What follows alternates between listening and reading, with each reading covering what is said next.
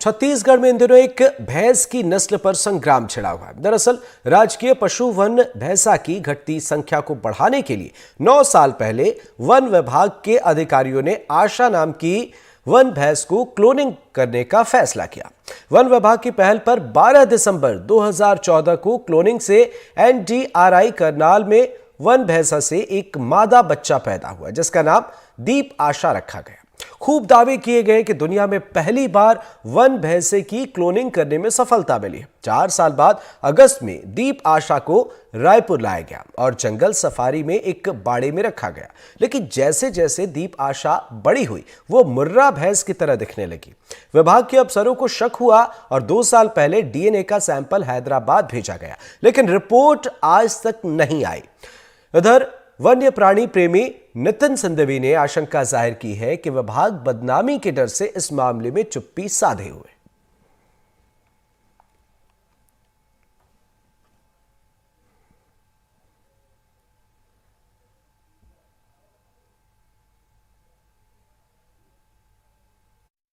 Chhattisgarh one भैंसे के नाम से जाना जाता था और उसको लेकर एक बहुत बड़ी कंट्रोवर्सी कई सालों से चल रही है। वन भैंसे की क्लोनिंग कराई गई। क्लोनिंग को लेकर जब वो बच्चा पैदा हुआ, उसके बाद से एक लंबी लड़ाई लड़ रहे हैं नितिन सिंघवी जी। उनसे बात करते हैं कि दीप आशा को लेकर आपने कई बार जानने की कोशिश की, कई शिकायतें की, DNA जांच की मांग की, आप बोलते रहे कि ये मुर्रा भैंस है, तो ये लड़ाई कहाँ तक पहुँची? देखिएगा, दीप आशा को लेकर के जो है वो जब से उसकी फ़ोटो बाहर आई, उसको किसी को देखने नहीं दिया जाता। वो 7 पर्दे के पीछे रखते हैं, VVIP से उसको देख सकते हैं। तो वो बिल्कुल आउटराइटली फिजिकली और सिंग उसके जो है मुख्य जो वन भैंसे के रहते हैं, ये कहीं से भी वन भैंसे के हिसाब से नहीं दिखती। तो इसको ये मैंने मांग की थी शासन से भी और माननीय मंत्री जी से भी मिल करके कि इसे हमें छोड़ देना चाहिए। 2018 में इसको लेकर निर्णय हुआ था कि इसके DNA के टेस्ट को CCMB हैदराबाद और wild life institute of India Dehradun भेजा जाएगा। तो इन्होंने CCMB ही भिजवाया, जहां से आज तक रिपोर्ट नहीं आई। और बाकी जब इनको ज़रूरत पड़ती है तो 10 दिन में रिपोर्ट ये मैनेज कर लेते हैं। असम से वन भैंसा लाना था, 10 दिन के अंदर में रिपोर्ट आ गई। तो मैंने अभी इनसे जुलाई में बोला कि आप इसका DNA जो है वो आप wild life institute of India भिजवाए। तो उसके बाद में ये जो है अभी 9 सितंबर को इन्होंने सैंपल कलेक्ट किया है, अब उसको शायद ये भिजवाए। ये जानकारी आपको कब दी गई? ये मैंने सूचना के अधिकार में प्राप्त किया था कि इन्होंने सैंपल का मेरे आवेदन के ऊपर क्या कार्रवाई की, जो जुलाई में मैंने दिया था, तब फिर मेरे को पता लगा। अच्छा, DNA टेस्ट हो जाता है, जो आपका शंका है कि दीप आशा मुर्रा भैंस है, और अगर वाकई में मुर्रा भैंस निकलती तो उसके बाद का क्या प्रोसीजर हो?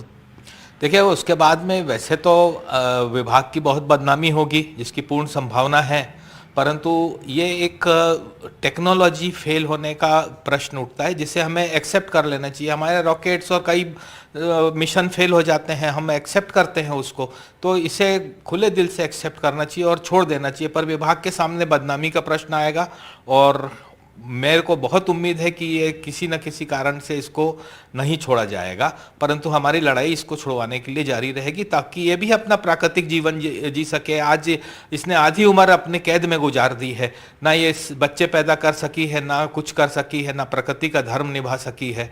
तो इसे पूरा अधिकार है कि ये प्राकृतिक जीवन जिए।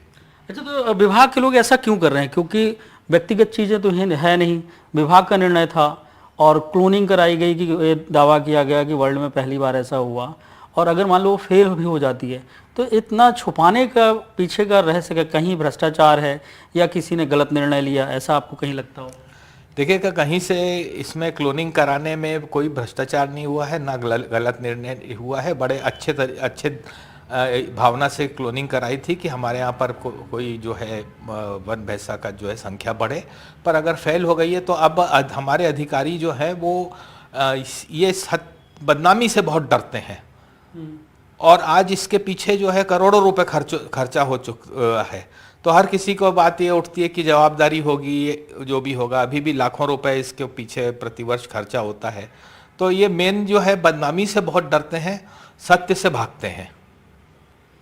बिल्कुल सच से भागते हैं, और इसकी जो मांग की गई है नितिन जी के द्वारा कि DNA टेस्ट हो, और DNA टेस्ट की जब रिपोर्ट आएगी तो बहुत सारी चीज़ें साफ हो जाएंगी। लेकिन ये बड़ा सवाल है कि वन भैंसे की क्लोनिंग हुई थी, और अगर वो मुर्रा भैंस निकलता है और उसे छुपा के रखा जा रहा है तो कहीं ना कहीं कई सारे सवाल भी खड़े होते हैं। कैमरा पर्सन प्रवीण साहू के साथ जुल्फिकार अली, एनडीटीवी के लिए।